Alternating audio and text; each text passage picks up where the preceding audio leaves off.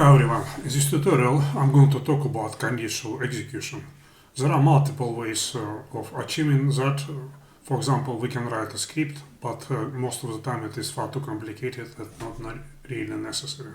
So another alternative, which is much more convenient to use, is case action. Case action provides a convenient way of executing different actions depending on the value. Let me show you how.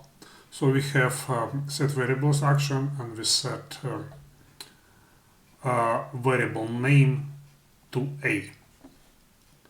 Then we have case action, which has number of parameters, and we're saying that when variable name is equal to A,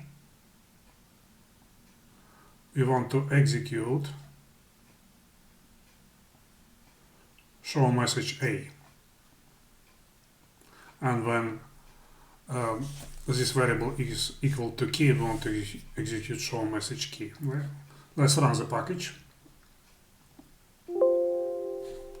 As you can see, the message is saying A. So I hope you find this tutorial useful.